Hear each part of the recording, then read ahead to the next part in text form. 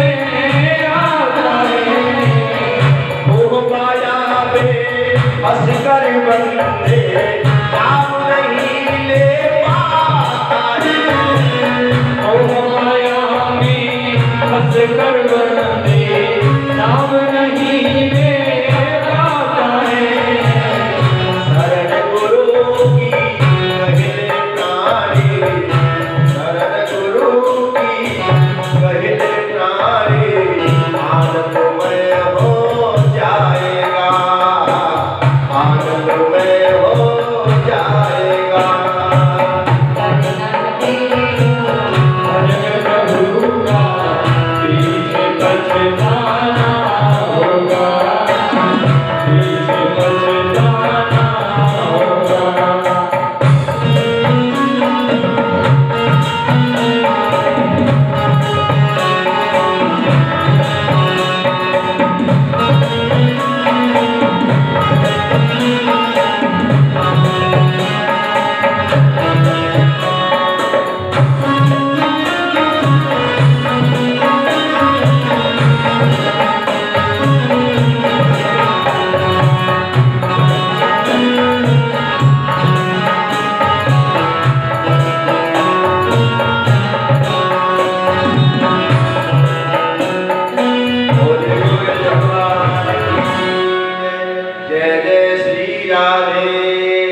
जय जय श्री राधे, जय जय श्री राधे श्याम, हर हर महादेव।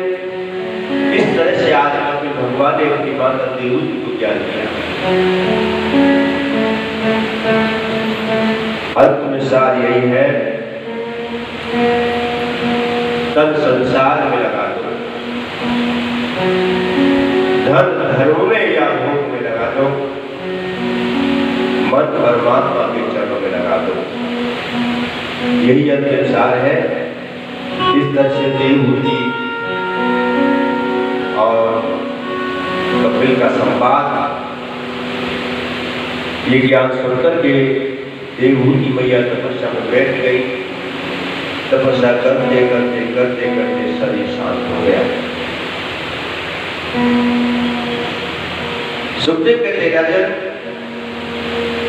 राजा दक्ष की बेटी है सती, जो मनु सतुका की कन्या की प्रसूति की 60 कन्या हुई, उनमें से एक कन्या जिसका नाम है सती। शास्त्रों में दक्ष की 2 बेटी का व्यवहार भगवान शिव के साथ बताया है, लेकिन भगवान शिव ने केवल सती को स्वीकार किया। गंगा जी ने भी घोर तपस्या करी भगवान शिव को पति पाने के लिए, लेकिन गंगा को स्वीकार नहीं किया। पार्वती ने गंगा को श्राप दिया कि तू कभी पत्नी का सुख प्राप्त नहीं करेगी। गंगा पार्वती दोनों बहने और गंगा ने भी पार्वती को श्राप दे दिया, तो पत्नी का सुख प्राप्त करेगी लेकिन माँ का सुख प्राप्त नहीं होगा, माँ नहीं करेगी। पार्वती कोई संतान नहीं हुई। तो यहाँ केवल सती का जिक्र आया है। ब्रह्मा जी के कहे अनुसार दक्ष ने सती का विवाह भोलेनाथ के साथ किया। दक्ष नहीं चाहता है, क्योंकि सब अच्छे वर की शादी नहीं करते, बल्कि धन की शादी करते, वैभव की शादी करते। लेकिन वास्तविकता यह है कि यदि जब हम अपनी बेटियों की शादी की बात चलाएं, शादी करें, तो 3 चीज अवश्य देखें: गुण, कर्म और स्वभाव। हमारी बेटी से ये 3 चीज मिलती है कि नहीं मिलती है?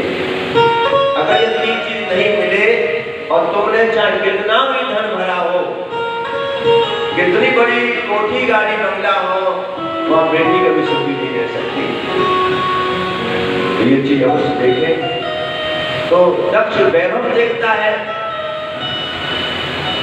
लेकिन सती का विवाह शिव के साथ में बिना मन के किया।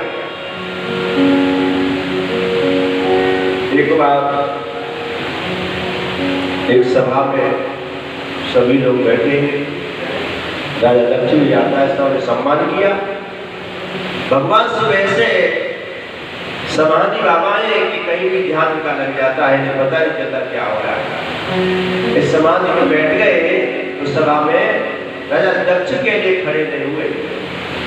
कोई बड़ा व्यक्ति सभा में कोई आए तो उठकर के सम्मान करना चाहिए, लेकिन शिव नहीं खड़े हुए। दक्ष को बुरा लगा। उसी दिन से उसने पेट में गांठ बांध ली कि आज इस औगड़ ने मेरा अपमान किया है। अरे ये तो मेरा दामाद है, दामाद तो बेटे के समान होता है, इसका बदला मैं लूंगा। तो यही बदला लेने के लिए हरिद्वार में कलखन नाम की जगह है और वहां एक विशाल यज्ञ का आयोजन किया। उसमें समस्त देवताओं को बुलाया, लेकिन जान बूझ करके मेरे भोलेनाथ को नहीं बुलाया। बेसमंगल बेशक है, लेकिन बिना शिव के कोई मंगल कार्य हो ही नहीं सकता। इधर सभी देवता लोग विमान से आ रहे हैं, सती और शिव बैठे कैलाश पर। सती ने देखा कि विमानों की गड़गड़ाहट की आवाज आ रही है, चले आ रहे आकाश मार्ग से सभी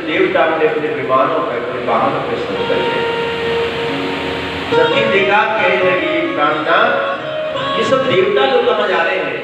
तो भोलेनाथ बोले, देवी तुम्हारे पिताजी ने यज्ञ का आयोजन किया है, उसी यज्ञ में सभी सम्मिलित होने के लिए जा रहे हैं, तो हमें नहीं बुलाया। हाँ, तुम्हारे पिता हमसे द्वेष मानते हैं, और ये ध्यान रखना, शिव से जो द्रोह मानता है वो कभी भी मंगल हो ही नहीं सकता, उसका कभी कल्याण हो ही नहीं सकता।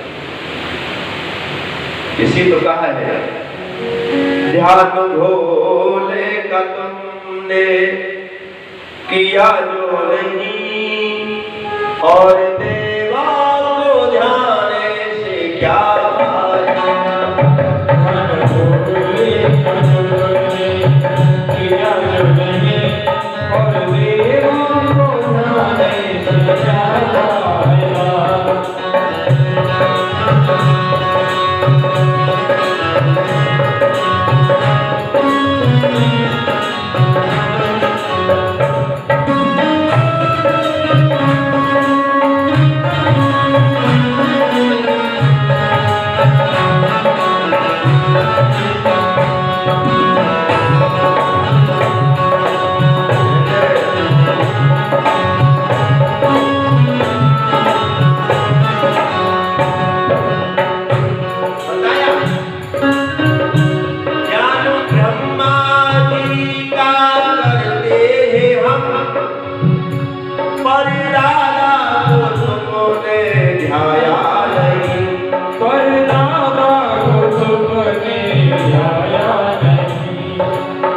ब्रह्मा जी के परदादा लगते शिव।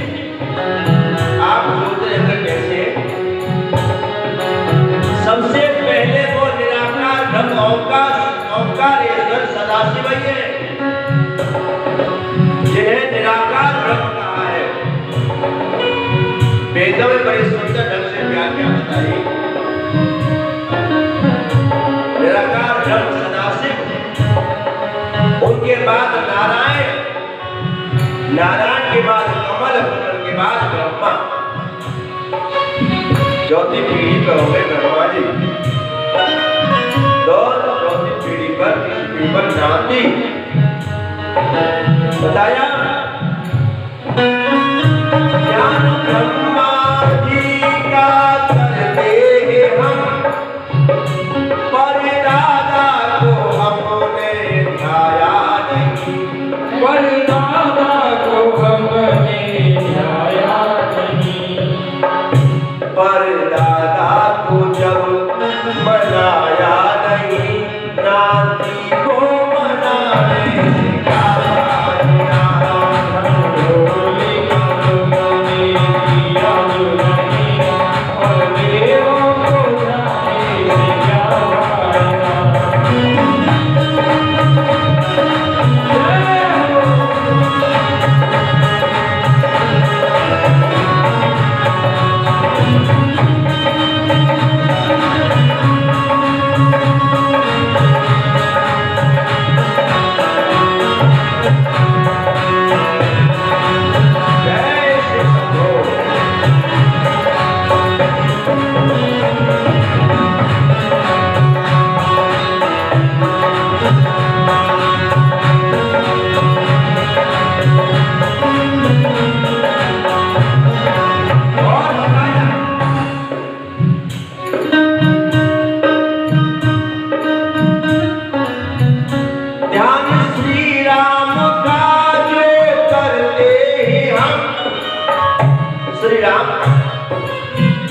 ध्यान श्री राम का जो करते ही हम, पर श्री राम ने जो कहा साफ।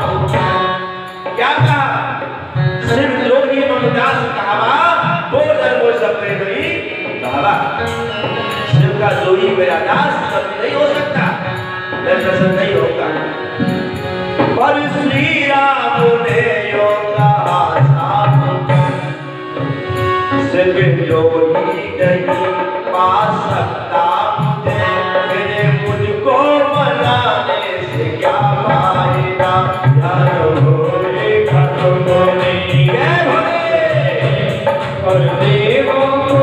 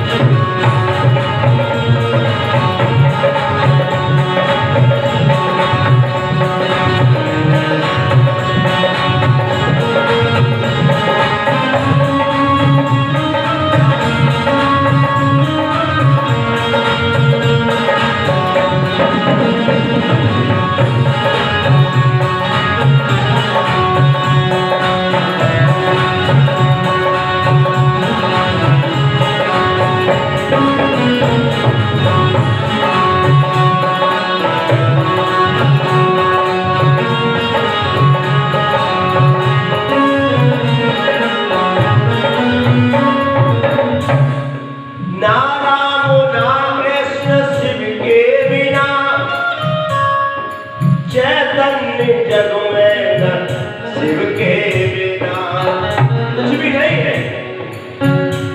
ये चैतन्य जग में न शिव के बिना, शिव नहीं है तो जड़ ही जड़ है, चेतन कहाँ है?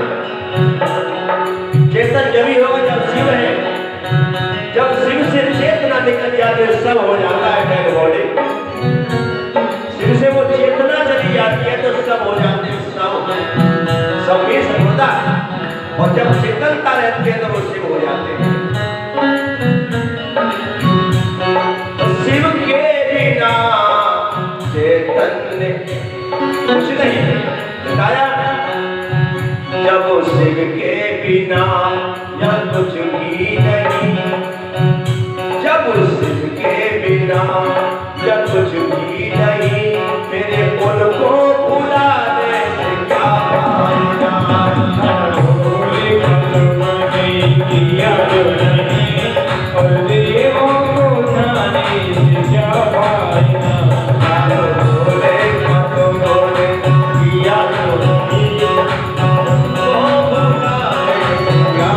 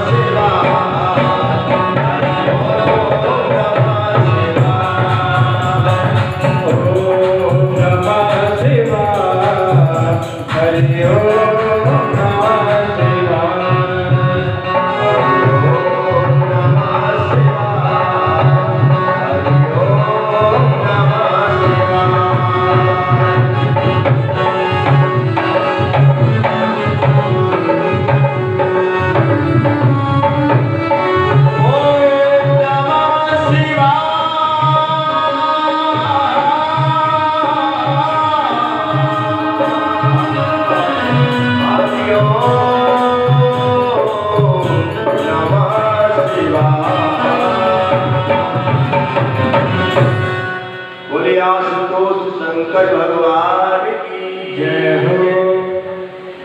ऐसे ही बोले जरा सी सेवा में लीन जाते हैं। इसीलिए भैया सभी ऐसे भोले वाले भोले पर ऐसी इसीलिए तो दिल आ गया है। एक दिन हमारे सपन में बांके बिहारी आए, कन्हैया आए सपन में, बोले ओरे चेतन हम कितने सुंदर हैं, सारा संसार तीनों लोग हमारी सुंदरता की झुकता है। वाकई में कन्हैया से सुंदर कोई नहीं है। 16 श्रृंगार होते मेरे गोविंद की, और कितनी मोहनी मूर्त है कि उनके शत्रु भी उसकी सूरत देख के मोहित हो जाते हैं। सपन में आए कि तू कितना बड़ा पागल है, दुनिया हमारे पीछे और तू हमको नहीं मानता। तू पागलधारी के पीछे पड़ा है। हमने कहा प्रभु क्षमा करना, गुण तो साथ में हम तुम्हारे ही गाते हैं ना, भागवत तुम्हारे ही गाते हैं, लेकिन क्षमा करना इस दिल में तो भोलेनाथ ही बैठ गए आके। पता नहीं ये दिल कैसे उन पे आ गया। पर दिल क्यों आया है ये, मैं जानू या हो जाने। मेरे पर दिल क्यों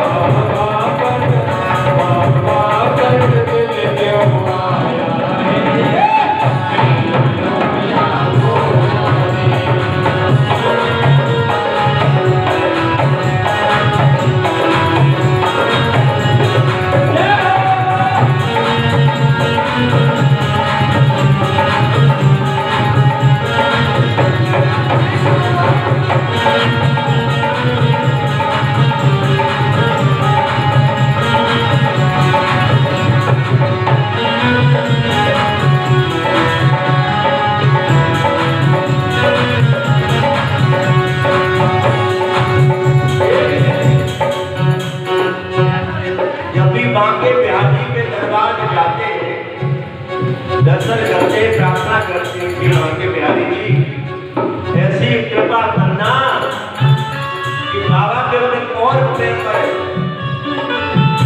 आशीर्वाद देते जाओ, तुम्हारे इश्क के प्रति तुम्हारा और प्रेम बढ़ेगा, हमारा आशीर्वाद है। ये मैं जानू या हो जाने, ये मैं जानू या हो जाने, बाबा पर भोले पर जो आता है, मैं जानू या हो जाने, बाबा पर दिल क्यों आया है ये, मैं जानू या हो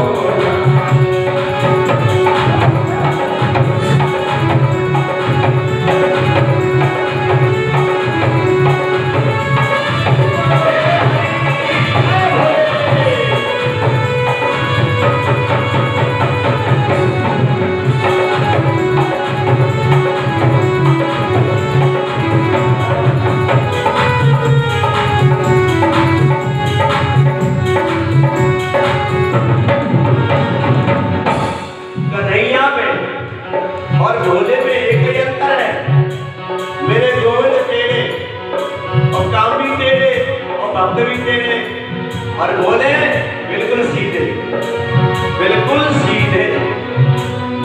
इसीलिए बताया हर बात निराली है उनकी, हर बात में है एक अपनापन, हर बात निराली है उनकी, हर बात में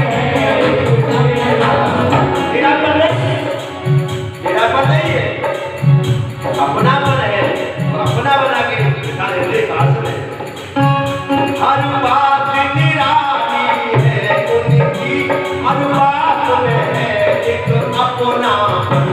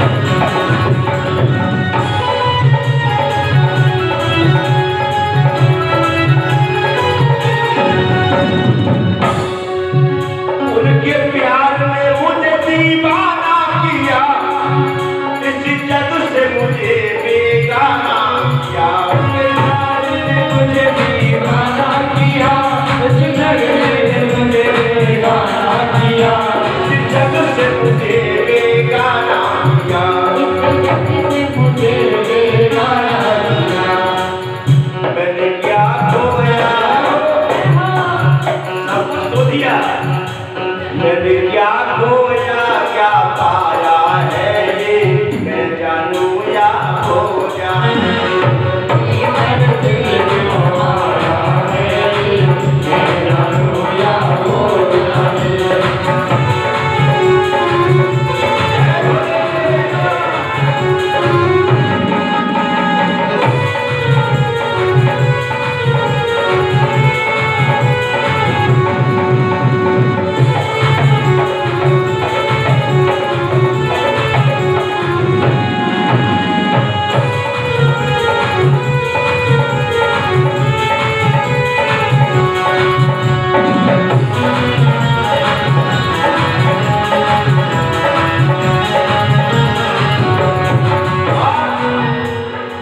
जितना मैंने उन्हें याद किया उतना ही मुझे बेताब किया,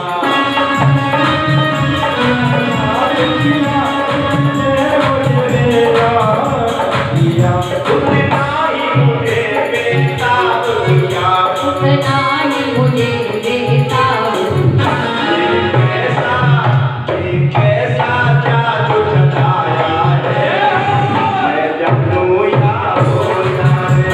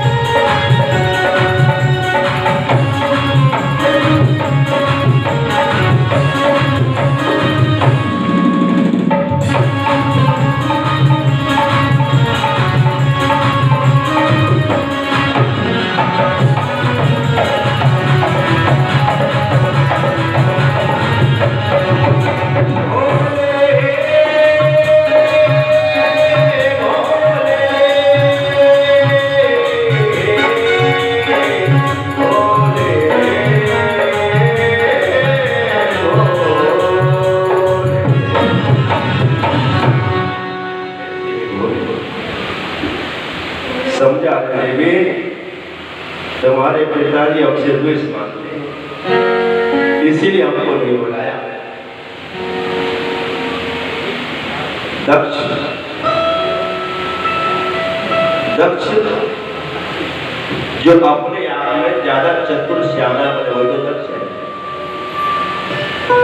गुरु से जब मंत्र लेते हैं और मंत्र लेने के बाद क्या देते हैं, दक्षिणा। लेकिन इसके दो अर्थ है, वास्तव में कोई पैसे वाली दक्षिणा नहीं होती। एक शिष्य अपने गुरु को अपना भाव देता है, कहते हैं ना कि ज्ञान मिले तो गुरु बनइयो, चित्त मिले तो चेला, और नहीं तो होगी प्यारे नरक मिठे जब लीला। गुरु ज्ञान तो दक्षिणा तो पैसों की होती है, लेकिन वास्तव में तो शिष्य अपना भाव देता है। गुरुदेव गुरु ने क्या दिया, दीक्षा, दैवी इच्छा, दीप इच्छा। जो मेरी इच्छा है ना, मेरी इच्छा क्या है, भगवान की प्राप्ति। मेरी इच्छा क्या है, सत्कार्य करना। मेरी इच्छा क्या है, भगवान का भजन करना। वो इच्छा मैंने तुझको दे दी, आज से जा भजन करना, भगवान की प्राप्ति का प्रयास करना, संसार में सुख दुख सहते हुए भगवान को नहीं भूलना। यही मेरी पसंद है, अपनी पसंद, अपनी इच्छा अपने शिष्य को दे दी, उसका नाम है दीक्षा। फिर शिष्य कहता है हाथ जोड़ करके, गुरुदेव मैंने आपकी इच्छा स्वीकार की, और मैं आज के बाद चाहे कितना बड़ा ज्ञानी, कितना बड़ा धनवान, कितना बड़ा वैभवमान, कितना बड़ा पद मान, लेकिन आज के बाद दक्षिणा, मैं दक्ष नहीं हूं। अर्थात मैं अभिमान रहित हो गया, मैं कोई दक्ष नहीं हूं, मैं कोई चतुर नहीं हूं, मैं कोई ज्ञानी नहीं हूं, मैं कोई विद्वान नहीं हूं। आज के बाद मैं आपके सामने आपका दास, चलो का दास। आज के बाद मैं आपके सामने बिल्कुल जीरो हूं। एक दक्षिणा कितना, तो ये भाव शिष्य देता है कि आपने मुझे अपनी इच्छा दी, लेकिन मैं भी अपना भाव बता रहा हूं कि आज के बाद आपके सामने मैं दक्ष नहीं हूं, एक मूर्ख हूं, पागल हूं, एक आपका दास हूं, नौकर हूं। यही भाव दोनों का बना रहे। पग पग पर, समय पर गुरु अपनी इच्छा देते रहे उसको, और शिष्य यही कहता रहे कि मैं आपका गुलाम हूं, आपका दास हूं, तो कल्याण ही कल्याण है। तो यही समझा रहे हैं, देवी तुम्हारे पिता दक्षिणा नहीं, दक्ष है। जब तक हम अपने आप को दक्ष समझेंगे ना, तब तक भगवान कोसों दूर है।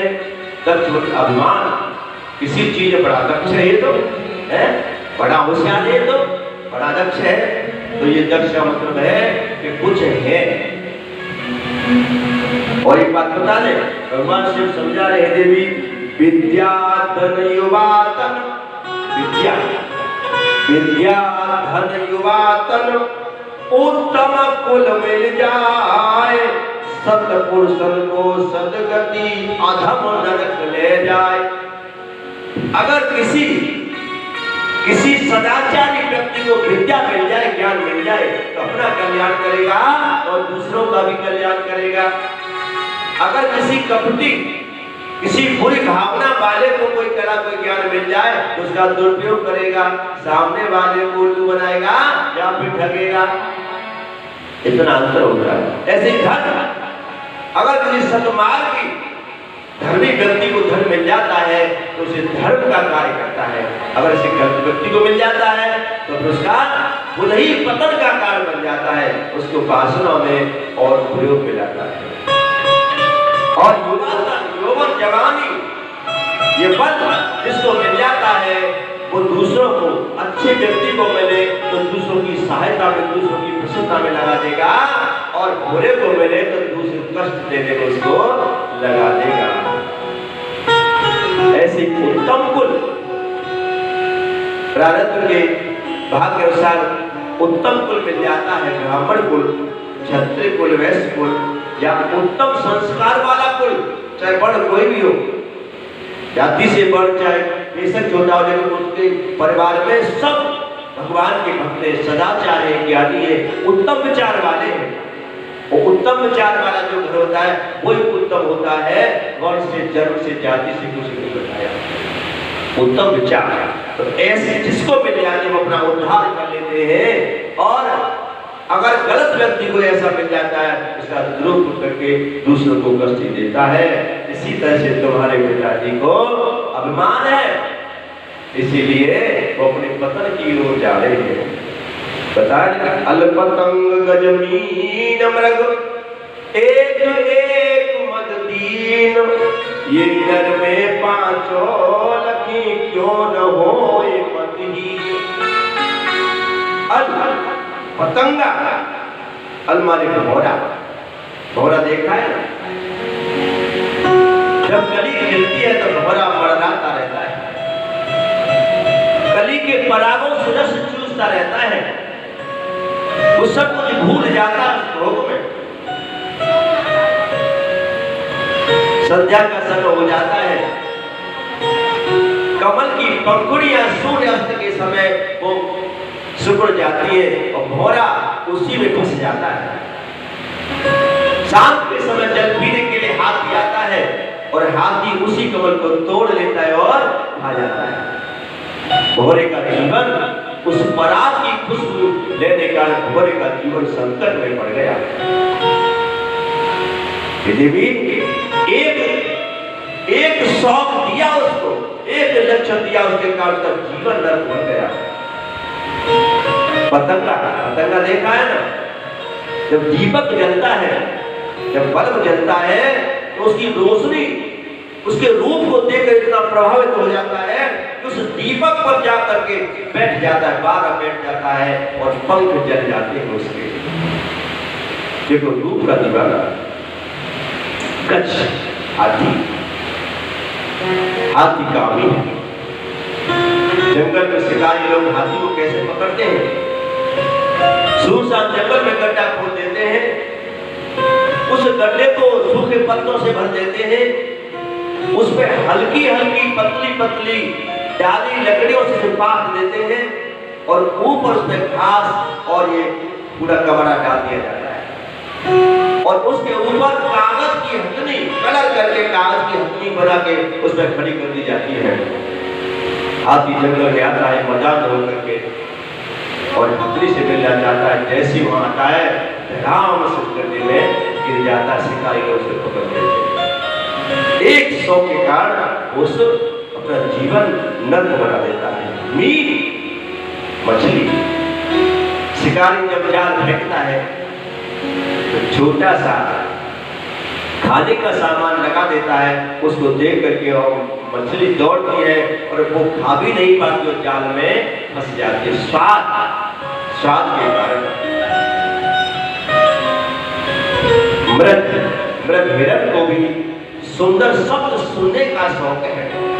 शिकारी जंगल में आते हैं, बीड़ा बजाते हैं और बीड़ा के स्वर में इतना मस्त हो जाता है वो भूल जाता है और शिकारी जाल में उसे फंस देते हैं। एक एक शौक लिया और मनुष्य के पास 5 है। ये सुंदर रूप का भी दीवाना है, सुंदर शब्दों का भी दीवाना है। ये 5 प्रकार के व्यसन इसको दिए, बता देवी कैसे हाल बुरा होगा। समझा नहीं? इस तरह से तुम्हारे पिता से द्वेष करते हैं। अंत में भगवती सती कहने लगी, प्रभु यदि आपकी आज्ञा हो तो मैं चली जाऊंगी, लेकिन भगवान से बोलते भी बिना बुलाए जहाँ जाएंगे ना वहाँ अपमान होता है, नहीं जाना चाहिए। हालांकि कुछ जगह ऐसी बताई है जहाँ पर बिना बुलाए जा सकते हैं और बिना बुलाए जाने पर आपको बहुत बड़ा पुण्य अर्जित होता है, पुण्य मिलता है। कौन सी जगह है? सच्चे मित्र के यहाँ। सच्चे मित्र के यहाँ किसी कारण से वो भूल गया है तो वहां तो बिना बुलाए जा सकते हैं। गुरु के यहाँ से अगर निमंत्रण नहीं आया, व्यस्तता में अगर भूल गए तो वहां तो हर हाल में बिना बुलाए जा सकते हो। मान सम्मान आपका हो या हो, लेकिन आपसे भगवान प्रसन्न हो। गुरु क्या जा सकते? भगवान की कथा यदि शत्रु के घर पे भी हो रही हो तो वहां भी बिना बुलाए आप जा सकते हैं। और पिता अगर जानबूझ के या अनजाने में न बुला पाए हो तो जा सकते हैं।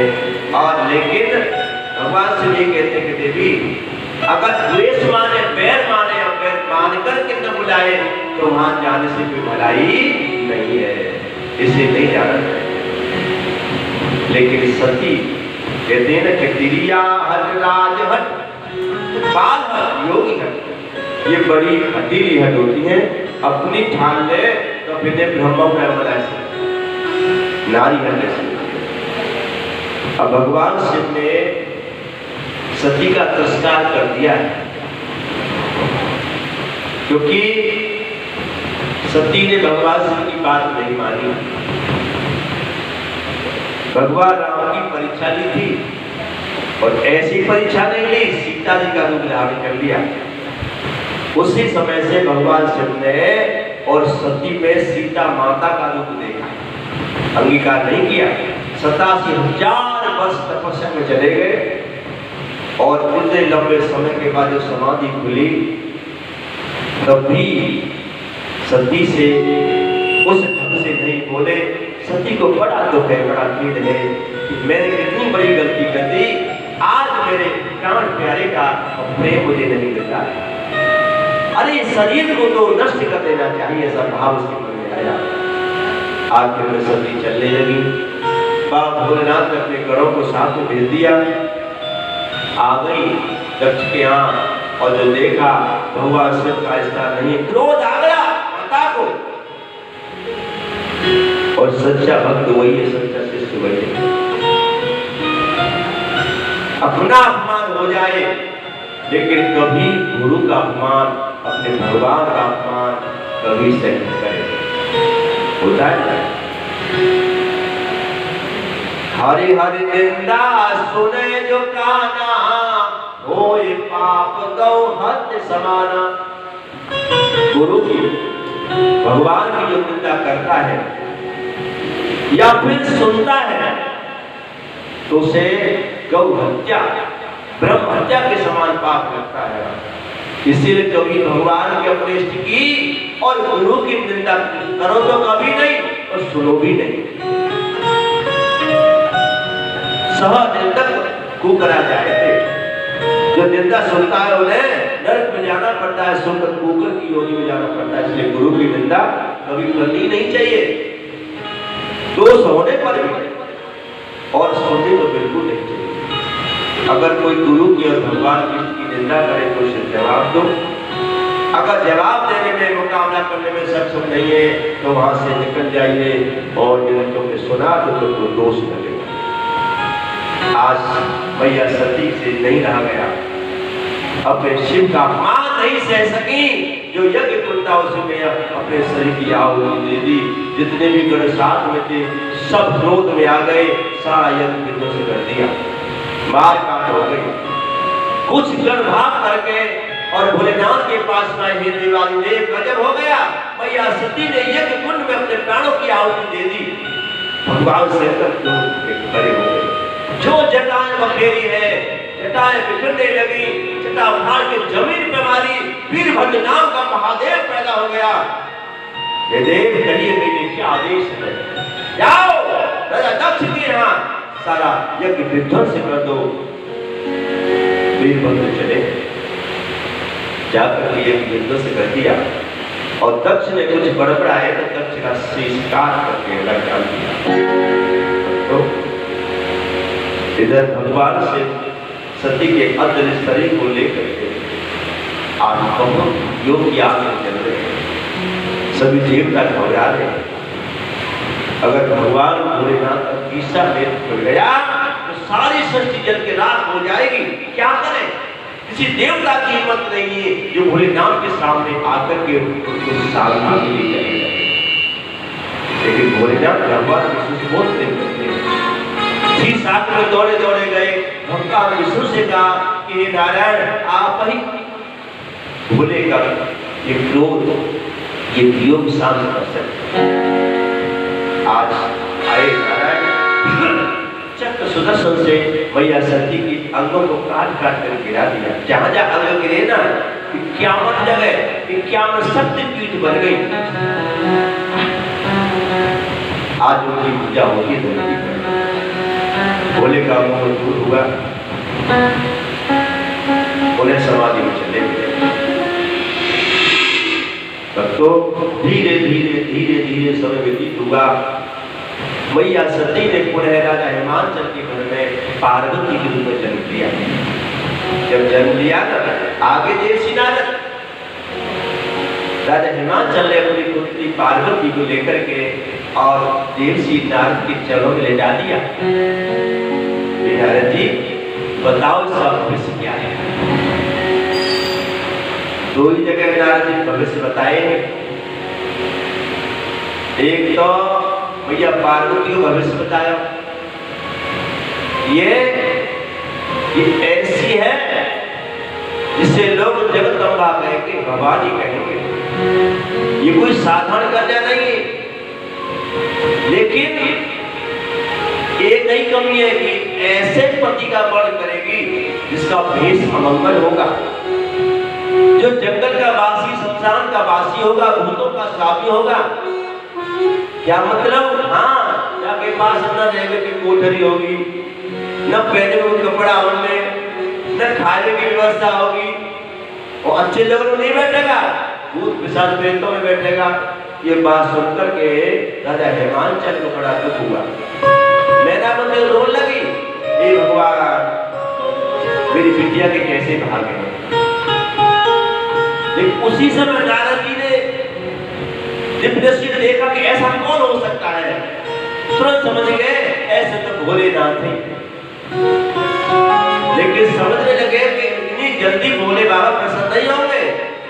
होता है ना, एक बार कोई गर्म दूध से जल जाए, उठ जल जाए, तो फिर बुध होकर भी मठाए ना मठा, छाछ को फूक फूक के पीता है। तो भोलेनाथ जब तिरस्कार कर दिया तो इतनी जल्दी मानने वाले नहीं है। इससे तो भोले और भाले कहते हैं। भोले तो इतने के जरा सी सेवा में लीन जाए, और भाले ऐसे हैं कि जरा सी गलती पर भाले की तरह बार करते, सिर्फ भोले और भाले। तो क्या करें? उसी समय बताया कि देखो, अगर ये 12 वर्ष तक घोर तपस्या करे, 12 वर्ष, देवताओं की 12 वर्ष, तब जाकर के ये जो भविष्यवाणी है इसका सकारात्मक प्रभाव दिखेगा। अर्थात देश तो मंगल होगा, लेकिन भगवान शिव के साथ में इसका भाग्य जुड़ जाए तो सारा अमंगल मंगल में बदल जाएगा। भगवान शिव ऐसे जो प्रारब्ध को भी बैठ सकते हैं। भगवान शिव कैसे हैं कि जिसका जीवन नहीं है, जो मृत्यु के निकट है उसको अमर कर दिया, और जो कभी मरने वाला नहीं उसको मार दिया। ऐसे ही भगवान, तो उसकी अगर 12 वर्ष तपस्या करेगी तो ये अमंगल मंगल में बदल जाएगा। यही बात पार्वती के मन में बिठा दी गई। पार्वती के गुरु है वो देवसी नारद। धीरे धीरे बड़ी हुई, 12 साल की हुई और तपस्या की, घोर तपस्या करी है। कहते हैं इंद्र परीक्षा लेने के लिए आए, सब ऋषि भी आए, सबने तरह तरह से बहकाया, भोलेनाथ की बुराइयां की, लेकिन कान में उंगली डाल दी, नहीं सुनूंगी। और ऐसा ही होना चाहिए। गुरु के प्रति के प्रति इतनी श्रद्धा होनी चाहिए, चाहे संसार एक तरफ बुराइयां करे लेकिन मन माने ही नहीं, ये भक्ति होगी। एक लुटेरा चोर रात में डाका डालता था। एक दिन एक राजा के महल में चोरी करने के लिए आ गया, और जैसे ही दीवार फोड़ के उसमें घुसना चाहता था, क्या देखता है कि उस राजा की बेटी जग रही है और वो गुनगुना रही है, गुरु के गीत गा रही है। किसी से उसने सुन लिया नहीं कि बिना गुरु के तो कल्याणी नहीं है, बिना गुरु के निगुरा जीवन तो जीवन नहीं है, नरकगामी हो जाता है। निगुरा व्यक्ति के हाथ से तो दान धर्म सेवा कुछ लगते ही नहीं है, ऐसा किसी से सुन लिया, वही सत्य भी है। भाई जीवन में सुख दुख हमको मिलते, संपत्ति संतान सुख दुख वैभव, ये हमारे कर्म के अनुसार मिलते हैं। हमने जो किया वैसा मिलता है। संसार में मनुष्य का तन हमको भगवान की कृपा से मिलता है। ध्यान रखना, जीवन में सुख समृद्धि देवताओं की कृपा अर्थात कर्म के अनुसार मिलता है, और ये मनुष्य का शरीर भगवान की कृपा से मिलता है। और मुक्ति और मोक्ष संसार से आवागमन अगर मिट सकता है तो वो गुरु की कृपा से मिटेगा, उसमें भगवान की कृपा भी काम नहीं करेगी। अगर मुक्ति चाहिए तो गुरु की कृपा बहुत जरूरी है, ऐसा बताया। अब वो गुरु के गीत गा रही है। अब उसने देखा कि ये तो लड़की जगी है, चोरी हो नहीं पाई, लेकिन ये गुरु की दीवानी है, इसके मन में गुरु के प्रति प्रेम बड़ा है। ऐसा करे कि सवेरे गुरु बन के ठगे, दूसरे दिन वो लाल पीले वस्त्र पहने, तिलक छापे लगाए, कमंडल लेके और आ गया दरवाजे पर। बेटी भिक्षा दे ही, वो भिक्षा लेकर के आई। बाबा लो, तो बोले कि एक बात बता बेटी, तेरे कोई गुरु है? वो बोली मैं तलाश में हूँ, दिन रात भगवान से प्रार्थना करते हो कि मेरे जीवन में गुरु आए। और ये सच है, गुरु यदि तुम ढूंढने जाओगे तो गुरु कहीं मिलेंगे नहीं। गुरु स्वयं चल करके आते हैं। जब तुम्हारी भक्ति मजबूत हो जाएगी ना, जब तुम्हारा आयुष्य भगवान तुमसे प्रसन्न हो जाएगा, तो तुम्हारे अनुसार तुम्हारे जीवन में गुरु भेजेगा। प्रमाण ठाकुर देखो ध्रुव का, ध्रुव की जब आस्था दृढ़ हो गई, चलने लगे जंगल में, तो भगवान ने नारद जी को भेजा, जाओ गुरु बनो, गुरु मंत्र देव, जब जाके हमारा दर्शन होगा। भगवान बिना गुरु के दर्शन नहीं देते। तो बेटी तेरे कोई गुरु है कि महाराज गुरु की तलाश में हूँ, गुरु नहीं है। दिन रात यही प्रार्थना करते तेरे गुरु हो। तो बेटी हम तेरे हाथ से बच्चा नहीं लेंगे, जल भी नहीं पिएंगे, क्योंकि निवरा के हाथ से जल पीना भी ठीक नहीं है। भक्तों अब बड़ी दुखी हो गई, बोली महाराज मेरे दरबार पे आए, कम से कम भोजन करके जल पी के तो जाओ। गृहस्थी का बड़ा अपमान होता है जब कोई अतिथि भूखा चला जाता है, अतिथि देवो भव। तो बोले हाँ पी सकते हैं, कैसे कि तुम गुरु बना लो। तो बोली मैं कहाँ गुरु ढूंढूं, आप ही गुरु बन जाओ, कम से कम मेरे दरबार से जल तो पी के चले जाओगे, मेरे घर को दोस्त तो नहीं लगेगा। वो ठीक है, हम तुझे अपने शिष्य बना लेंगे, लेकिन आज नहीं कल नहर के किनारे बरगद का पेड़ खड़ा है, वहां मिलेंगे।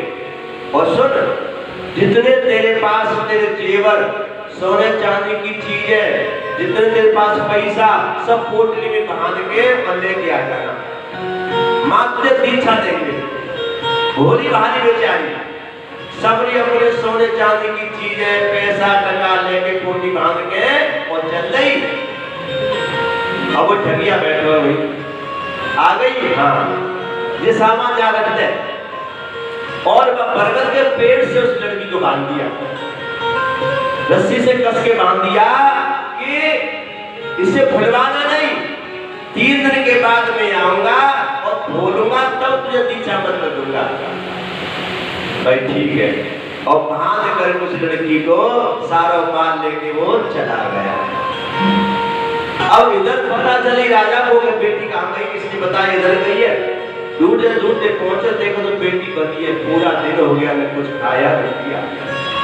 राजा बोले बेटी तू जैसे बंदी है, कोई तो पागल बना के चले गए हो, चल घर चल। तो बोले पिताजी नहीं, मर जाऊंगी लेकिन खोलना नहीं, गुरुजी आएंगे वही खोलेंगे मेरा बंधन। संसार के बंधन जितने हैं ना रिश्ते, सब बांधने वाले हैं, लेकिन गुरु का एक बंधन ऐसा होता है सारे बंधन तोड़ने वाला होता है। बंधन तो गुरु का भी है, नहीं खोलना नहीं, गुरु जी आएंगे वही खोलेंगे। राजा कह के परेशान हो गया, शाम हो गई, बुलाया नहीं। दूसरा दिन हुआ, बेचारी भूखी प्यासी, इधर भगवान ने नारद से कहा नारद देखो, एक ठगिया एक भोली भाली लड़की को ठग के चला गया, सामान ले गया उसका, भाग गया, बेचारी भूखी मर जाएगी, बड़ी जिद्दी है, बड़ी हकीली है, तुम चले जाओ और जाकर कह देना अरे बेटी तू क्या पागल है, कोई गुरु गुरु ना है, नाम बोल देते। नारद क्या गए, नारद जी बोले बेटी तू पागल बनाए गई, मैं तेरे बंधन में खोल देता हूँ, तू घर जा। बोली नारद जी खबरदार, जो हाथ लगाया मेरा बंधन तो गुरु जी खोलेंगे। नारद जी कह के हार गए। शाम हो गई, 2 दिन हो गए भूखे प्यासे, सारे लोग इकट्ठे हैं, देखो लड़की कैसी पागल हो गई है। नारद जी वापस आ गए, प्रभु मैंने सारी ताकत लगा दी लेकिन उस लड़की ने अपना बंधन खोलने नहीं दिया। ऐसा कर आप चलो, आपके दर्शन के लिए तो सारे काम होते हैं, गुरु भी तो दीक्षा देते हैं, आपके दर्शन के लिए देते हैं ना, उनका काम तो यही है भगवान से जोड़ने का। नारायण बोले चलो, ऐसा लो कि लड़की भूखी प्यासी मर जाए। भगवान आ गए, अरे बेटी देख मेरे लिए लोग हजारों तपस्या करते हैं, फिर मेरा दर्शन नहीं होता, देख मैं स्वयं तेरे सामने आया हूँ ना, मैं तेरा बंधन खोल देता हूँ। अरे कोई नहीं प्रभु, बंधन तो गुरु जी खोलेंगे, आप हाथ मत लगाना। भगवान कह के थक गए, सारे लोग तमाशा देख रहे थे, कैसी लड़की पागल हो गई। भगवान नारायण नारद के काना बोले कि नारद जी ऐसा करो, जब ठगिया ढूंढ के लाओ, ढूंढ के लाओ। नारद जी चले, तीन लोग भ्रमण किया, देखा तो एक घर में चोरी की व्यवस्था बनाया, जाके पकड़ लिया। चल, उसे बहुत ही भारी लड़की तो थक के आ गया, वो डर गया और नारद जी पकड़ के ले आए। आ गया, बोला बेटी मुझे क्षमा करियो, मैं कोई गुरु ना हूं, मैं तो लुटेरा ठगिया हूं, मैं तो पागल बना के और तेरा सामान ले गया, ला तेरा बंधन खोल देती हूँ। हाँ आप बोलो। तो उसने उस लड़की का बंधन खोला और जैसे ही पैर से बंधन खुला, सबसे पहले उसी के पैर छुए। वो पीछे हटा, लेकिन उसके चरण पकड़ लिए। सब लोग देख रही है क्या, तो बोले देखो इन गुरु की वजह से ही तो नारद जी का दर्शन हुआ, अगर ये नहीं मानते तो नारद जी दर्शन कहाँ होते, और इन्हीं की वजह से स्वयं नारायण का दर्शन हुआ, भगवान को भी आना पड़ा।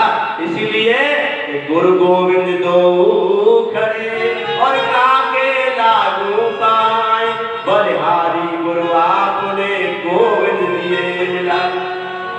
तो भगवान से पहले और उस गुरु के बैठे, तो ये होती है गुरु के प्रति श्रद्धा। तो ये श्रद्धा ही तुम्हारा कल्याण करा देगी। सर्वेश्वर समर्पण जिसने किया, भगवान उसके अधीन हो गए। बोले सद्गुरुदेव भगवान की। इस तरह से आज पार्वती ने सच्ची श्रद्धा के साथ अपने गुरु, अपने पति, अपने इष्ट, सब कुछ वही है। शिव ही गुरु है, शिव ही इष्ट है, शिव ही पति, शिव ही परमेश्वर है, शिव ही प्राण है। तो एक शब्द भी उनके प्रति अपमान का, अश्रद्धा का नहीं सहन कर पाई और बोली, हे सप्तर्षियों, हे इंद्र, यदि तुम मेरे प्रभु के बारे में एक भी शब्द गलत कहोगे तो मैं तुम्हें श्राप दे दूंगी। और कान खोल के सुन लो, चाहे मुझे 7 जन्म क्यों न लेना पड़े, लेकिन मैं तो अपने भोला की दीवानी रहूंगी। जैसे वो गिरे हैं, बताया कि ऐसी हम चाहनहार नहीं, आज इन्हें कल और चाहे, नैन निकास करो बाहर जो और की ओर करे निगाहें। ऐसी हम नहीं है, लाख मिले इनसे बढ़कर, इन्हीं को कहे इन्हीं को सराहे, और जब तक जग में देह रहे तब तक प्रीत की रीत निभाए। जब देवताओं ने, इंद्राज, सब ऋषियों ने सुना, मान गए, धन है तुम्हारी लगन, धन है तुम्हारी श्रद्धा, धन है तुम्हारा प्यार, सच्चा प्यार है। बताया ना कि जब प्यार के पथ पर पैर दिया, तब क्या उसके गम से डरना, जब सुख चाहत का त्याग किया, तलवार तले से को धरना। प्यार करना कांटों पर चलने के समान होता है, बड़ी बड़ी परीक्षा देनी पड़ती है। हम याद में उनकी रोएंगे, बोले हम याद में उनकी रोएंगे, और प्राण विसर्जन भी करना, बस आशा निराशा साथ लिए, चैतन्य यही जीना मरना। मेरे तो समझ वही है, मैं तो उनके सिवा किसी को स्वप्न भी नहीं देख सकती, और ये सच है। प्यार उसको कीजिए जो प्यार के काबिल, प्रेम उसको कीजिए जो प्रेम के काबिल, और हर किसी का चला जाए चूल्हे में जाए समझे।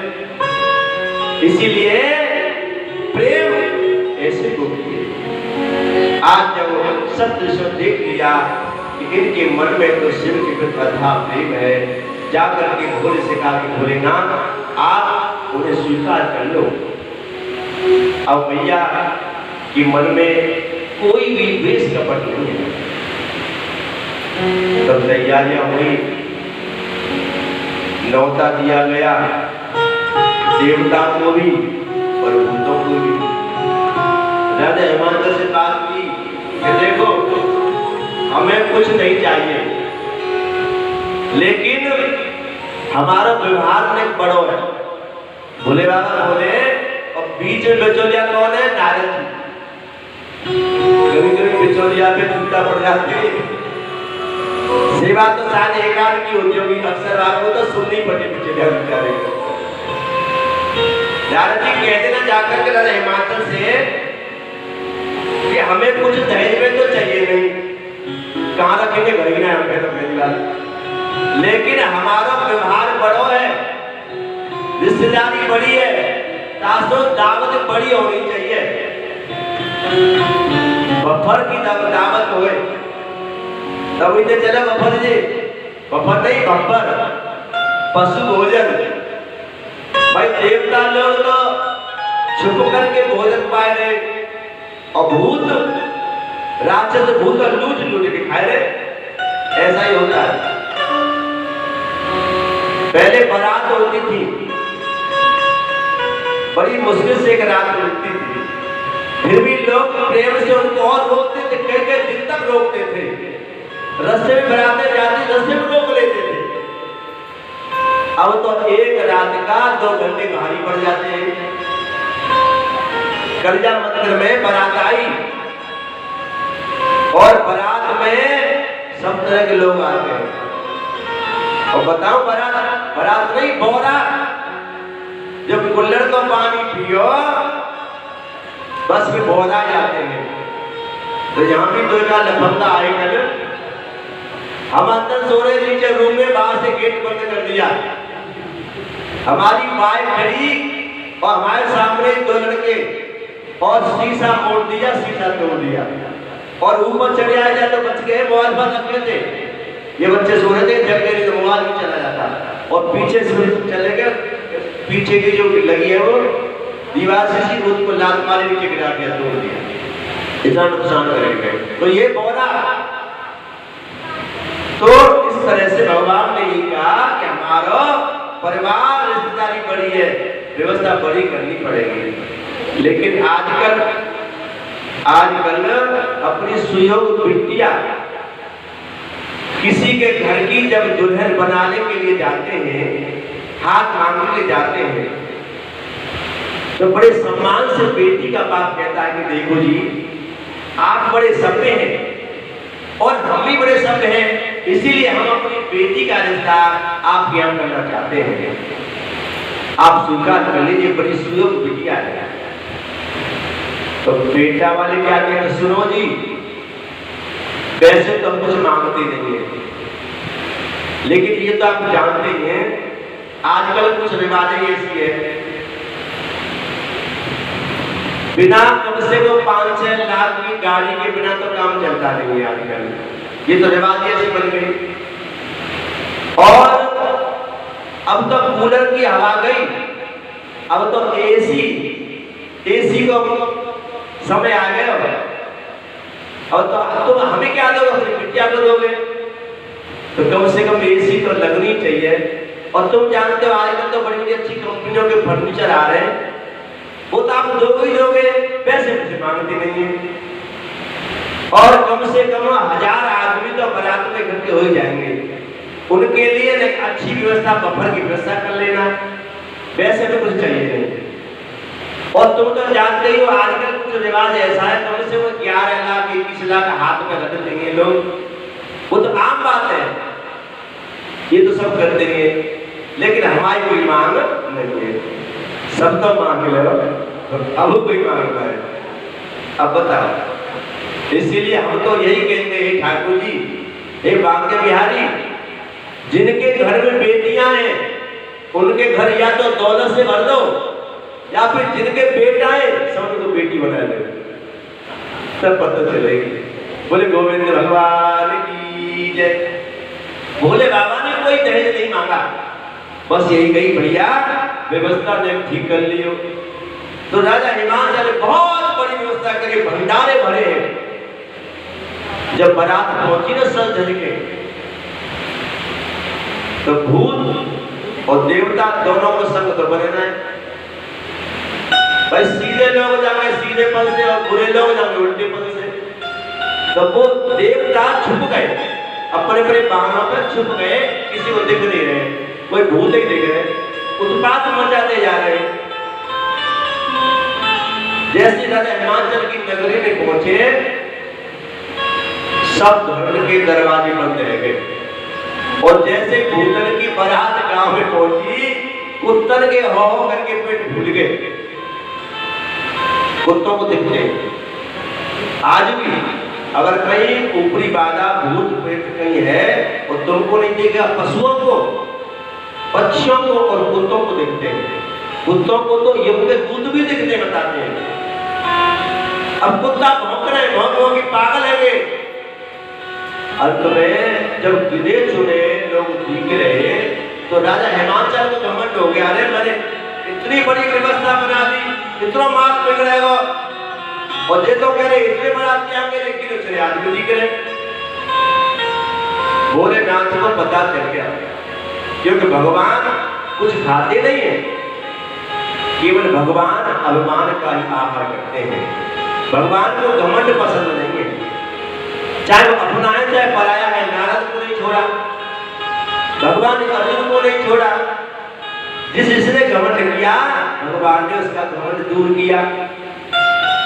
उसी समय भगवान की लीला रच गई। शुक्र शनि 5-5 साल के बच्चा बने, और बाबा भोलेनाथ बैठे दरवाजे में, और जैसे सिपाही देख रहे कि अब कोई ठिकाना किलो चले आदमी भंडारा बहुत है, तो उन सिपाही को देख करके शुक्र शनि बच्चा बने रोने लगे, और भोलेनाथ से बोले बाबा हमें तो भूख लग रही है, रोने लगे। भोलेनाथ बोले सारे चुप रह जा, बात खराब करवाओगेगा, और जोर जोर से रोने लगे। एक सिपाही मुड़ के आया कि क्या बात है? अरे जी तो बच्चाएं बहुत भूखे हैं, चलो दावत तो भी दे रहे हैं, लाभ इनको पहले भोजन करा देते हैं। पत्थर डाल नहीं, दोनों बैठ गए।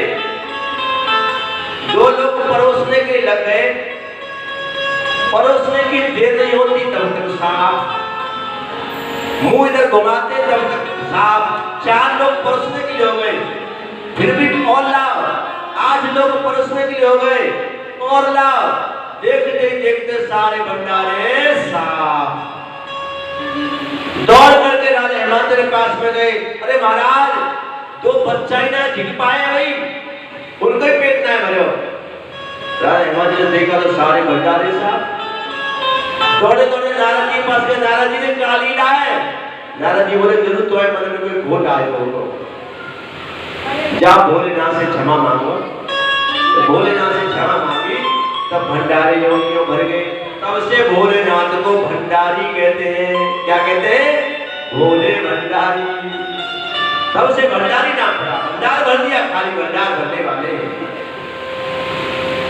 फिर विधि विधान से शादी संस्कार हुआ है, पानकर संस्कार हुआ, बड़ी लंबी कहानी है। कहने का मतलब है कि आज राजा हिमांशु ने मैनावती में अपनी बेटी और पार्वती को विदा किया। यही उपदेश दिया कि मन से, वचन से, कर्म से पति को परमेश्वर समझ करके सेवा करना। सीता जब विदा हुई तो सीता जी को भी यही उपदेश दिया, बेटी घर में सास ससुर की सेवा करना, पति का प्रेम से और दिल को जीतना, सबको साथ लेके चलना, ये शिक्षा सीता जी को दी। और यहाँ केवल पति को, केवल पति के लिए कहा कि पति ही गुरु है, पति ही परमेश्वर है, और पति ही तेरा सास है, पति ही तेरा ससुर है। इसीलिए घुमा फिरा के केवल शिव की ही सेवा पूजा करने के लिए यहाँ मैनावती ने उपदेश दिया। विदा होके आ गए और बड़े कैलाश में रहने लगे हैं। हर तरह की और सुख है, क्योंकि जिस नारी को पति से प्रेम है वो हर कमी में भी सुख ढूंढ लेती है। और ये सच कहा है कि जिस घर में नारी जाति का और होता नित्य सम्मान रहे, वो घर निश्चय समझो भाइयों देवों का स्थान है। जिस घर में नारी का सम्मान होता है वह देवताओं का स्थान होता है। इसलिए यह तो नारी पूजते तत्र रमन्ते देवता, नारी का सम्मान हम सबको करना चाहिए। लेकिन आजकल कुछ लोग नारी को नारी नहीं समझते हैं, वो लोग मूर्ख हैं। नारी गृह लक्ष्मी है। जिस घर में नारी प्रसन्न होकर के रहती है वहाँ साक्षात लक्ष्मी वास करती है। और जिस घर में नारी घुट घुट करके जीवन व्यतीत करती है, आंसू से रोती है, उस घर से लक्ष्मी विदा हो जाती है। अगर तुम लक्ष्मीवान बनना चाहते हो तो नारी का सम्मान करो और प्रेम करो। धीरे धीरे समय व्यतीत हुआ, कार्तिकेय का प्रागट्य हुआ और कार्तिकेय के द्वारा तारकासुर का उद्धार हुआ। जिस तरह से भगवान शिव की ये पावन कथा श्रवण की, बोलिए आनंद कंद भगवान की जय। एक भजन, उसके बाद सुखदेव के लिए राजन मनु और शत्रुपा के दो पुत्र हैं, तीनों बेटियों की कथा सुना दी। दो पुत्र हैं उत्तानपाद और प्रियव्रत।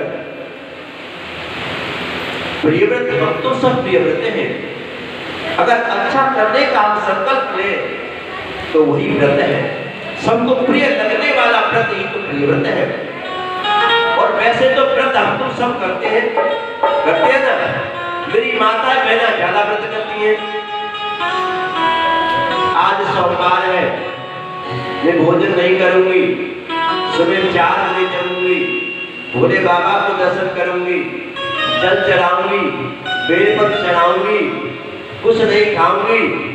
लेकिन पति देव आएंगे तो उनकी जेब से पैसा जरूर चुराऊंगी।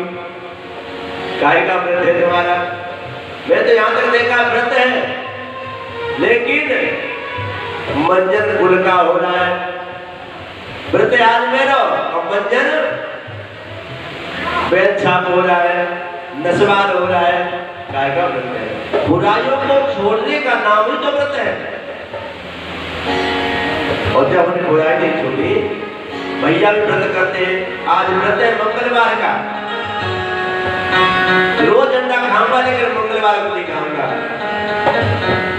आज मंगल है ना, अरे भैया रोज मंगल है, व्रत तो व्रत है। व्रत पूजा की, पूजा करने के बाद फलाहार किया और गुटखा मुंह में डाल लिया, ये व्रत है। और वैसे भी हम तो व्रत करते हैं। कोई एकादशी का व्रत रखता है, कोई त्रयोदशी का व्रत करता है, कोई 16 सोमवार का व्रत करता है। लेकिन व्रत कर रहे, पूजा कर रहे, लेकिन फल नहीं मिलता। क्यों नहीं मिलता? ऐसा कैसे होता है? हम व्रत करना नहीं जानते। मैं बताऊं उसके अनुसार व्रत करोगे अवश्य फल मिलेगा। कभी कोई भी व्रत करो, सोमवार का करो, मंगल का करो, गुरुवार का करो, शुक्रवार का करो। शुक्रवार का व्रत लक्ष्मी का होता है। अब तो संतोषी को रख रहे हैं। संतोषी देवी ने कांधे टपक पड़ी। संतोषी देवी का वेद शास्त्र पुराण में नहीं है। संतोषी और साईं और एक जालवीर, ये 3 देवता कलयुग में न जाने कैसे टपक पड़े। इनकी महिमा जा रहा है।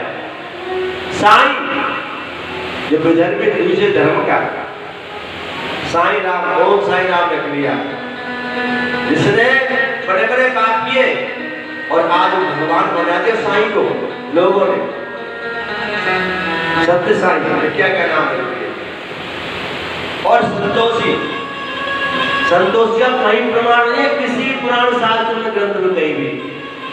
मैंने तो ये सुना है कि संतोषी नाम की तो बम्बई में वैश्या थी, बहुत पैसे वाली, तो उसने पैसे के बल पे फिल्मी दुनिया वालों को पैसा दे करके संतोषी फिल्म बनाई। माँ संतोषी फिल्म थी ना, वहां से पहले कोई पुजारी संतोषी व्रत करता था, और जब से ये संतोषी माँ फिल्म चली तब से घर घर में संतोषी पूजने लग गई।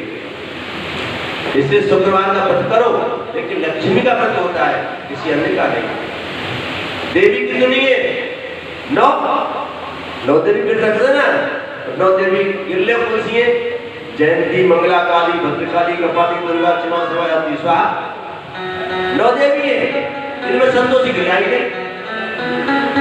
तो इस तरह से व्रत कोई भी करो, व्रत कोई भी करो, मेरा कहने का मतलब हमारे हिंदू धर्म में ऐसे शक्तिशाली देवता हुए, उनको छोड़ करके हम लोग कहाँ जा रहे हैं? पीर पे हम चादर चढ़ाए हुए जा रहे हैं। कितने मूर्ख हम लोग हैं। सैयद पे जा रहे हो चढ़ाए हुए चादर, बाहर में जा रहे हो तो क्या चढ़ाए? ऐसे ऐसे देव है धर्म में, उनको छोड़ करके कहाँ जा रहे हैं? पीर पे। ये सब मूर्ख है। तो कोई भी व्रत आप आरंभ करो उसका लाभ मिलेगा। कब? जैसे शुक्ल पक्ष आता है। शुक्ल पक्ष कौन कौन जानता है? शुक्ल पक्ष किसे कहते हैं? शुक्ल पक्ष और कृष्ण पक्ष 2 पक्ष होते हैं। एक महीने में 30 दिन होते हैं।